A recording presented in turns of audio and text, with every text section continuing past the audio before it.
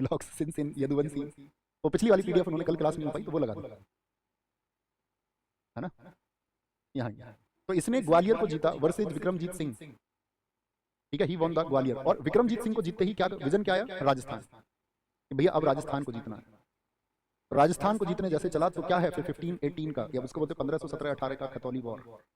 तो बहुत बार पूछा जाता है खतौली युद्ध, खतौली वॉर किस किस के बीच में लड़ा गया, तो 1518 टू 19 या 1517 टू 18, बहुत डेट इसकी मिलती है। तो ये दो लोगों के बीच में है, इब्राहिम लोदी वर्सेस राणा सांगा, इब्राहिम लोदी वर्सेस राणा सांगा जी के बीच में ये हुआ।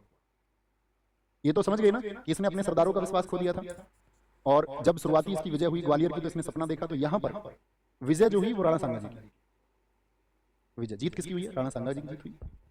राणा सांगा इसमें सफल हुए, कहते हैं कि उसी युद्ध में वो घायल हुए लेकिन फिर भी विजयी हुए, और बहुत सोर्सेज में तो ये बताया जाता है कि 2 बार युद्ध हुआ और राणा सांगा उसमें जीते, और तब इसका जो मतलब राजस्थान की तरफ जाने का विजन था वो भी कमजोर हो गया। तो यहाँ पर ये 2 लोग हैं जो आपका बिहार में और पंजाब में, यही पंजाब में जो दौलत खान लोधी है, ये भाग करके जाता है, इसका चाचा जो गुजरात में था, क्या नाम था चाचा का, इनका फैमिली, या मैं कहूँ इब्राहिम लोधी के जो मैंने बताया पिताजी के चाचा आलम खान लोधी, इन दोनों ने संघ बना लिया, क्योंकि ये समझ गए राणा सांगा जो है वो भी दिल्ली की तरफ बढ़ रहे हैं।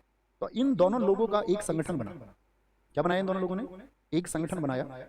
याद है ना आलम खान लोधी, मैंने कहा था वो गुजरात भाग गया रपड़ी छोड़ करके, हम सब करके बताओ मुझे, आप कहेंगे हाँ जी याद है भैया। तो इन दोनों लोगों ने जो संगठन बनाया, और इस संगठन ने फिर बाबर को इन्वाइट किया, बाबर को इन्वाइट किया, क्योंकि ये समझ गए थे इनको पनिश करेगा कौन, पनिश करेगा इनको या तो इब्राहिम लोधी, या दूसरा कारण यह था कि इब्राहिम लोधी को चुनौती दे रहा बिहार से बाहर का लोधी, और दिल्ली को कंट्रोल करने का इससे बेहतर समय कुछ नहीं। तो भैया राणा सांगा पर आरोप क्यों, राणा सांगा, देखो सबसे पहली चीज तो मैं आपको बता दूं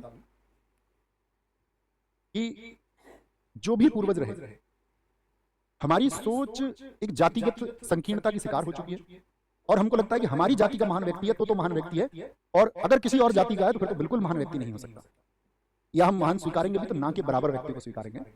और अपनी जाति के किसी व्यक्ति का अगर झूठा इतिहास भी व्हाट्सएप के द्वारा कोई पेश कर दे तो हमें वो सत्य प्रतीत होता है, क्योंकि जातीय संकीर्णता हमारे मस्तिष्क में इस समाज के द्वारा भरी गई है, थोपी गई है ना, कि अपनी जाति जो है वो सबसे बेहतर है। उसके शिकार हम सब रहे हैं, हमारे आसपास का परिवेश रहा है। आप कहेंगे उन्होंने ऐसा क्यों किया, क्योंकि उनके पूर्वजों ने उनको वही सिखाया, उससे पहले के लोगों ने उनको वही सिखाया कि ये ऊंचा है, ये नीचा है, हम श्रेष्ठ हैं और हम नीचे हैं। अभी भी है बहुत जगह, है ना, आप दूर देहात के गाँव में जाओगे आज भी होगा। तो उन पर प्रश्न किया, देखो प्रश्न रेफरेंस है बाबर, बाबर अपनी किताब लिखता है बाबरनामा, जो उसने तुझे के बाबरी में लिखी, चगताई तुर्क में, जिसको तुझे के बाबरी हम बोलते हैं बाबरनामा को। तो बाबरनामा में बाबर इस बात का दावा करता है कि मुझे भारत आने के लिए राणा सांगा ने आमंत्रित किया। ये बात किसने लिखी हुई है, बाबरनामा में। बाबरनामा को बहुत सारे जो लेखक हैं या बहुत सारी परीक्षाओं में या इतिहास के बहुत सारे लोग जब उसको पढ़ाते हैं तो वो उसको एक रेफरेंस के रूप में प्रयोग करते हैं, उसकी बहुत सारी चीज़ों को सत्य माना जाता है। कहते हैं उसमें उसने आपका राजा कृष्णदेव और राणा सांगा को एक बहुत बलशाली शासक भी बताया है उसी पुस्तक में बाबर ने।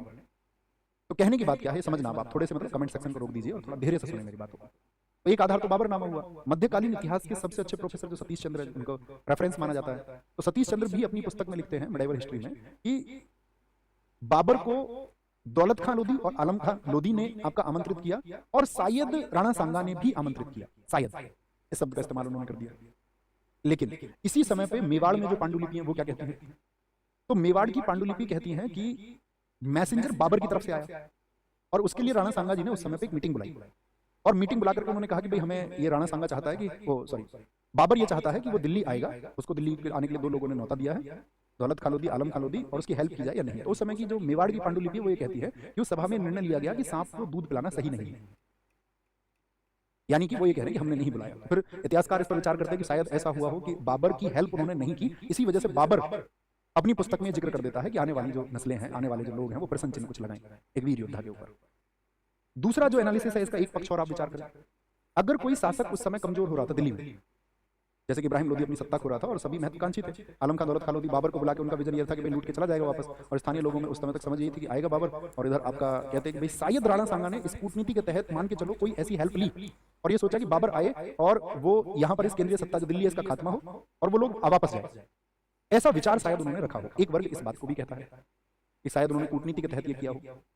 तो मैं ये कहता हूं कि चाहे ये कूटनीति के तहत किया गया हो, ठीक है, या किसी ने बुलाया गया हो, तो जो विगत इतिहास की बात है उस पर टिप्पणी करना, या मान के चलो जिसने उसका अध्ययन भी ना किया हो, जिसको उसके दोनों पक्ष ना पता हो, वो कुछ भी टिप्पणी कर दे, वो एक सही चीज नहीं है। मेरा मतलब इतना इस पर कहना है कि मतलब जो प्राचीन लोग हैं, जो पूर्वज रहे, जो किसी के लिए भी सम्मान का प्रतीक हैं, तो उनकी भावनाओं को ठेस न पहुंचाया जाए। उनकी उनकी भावनाओं का सम्मान भी हम सभी को होना चाहिए। हम सबको इस चीज़ के लिए मतलब एक हिंदुस्तानी होते हुए सोच रखनी चाहिए। एक हिंदुस्तानी होते हुए हम क्या सोच रखें?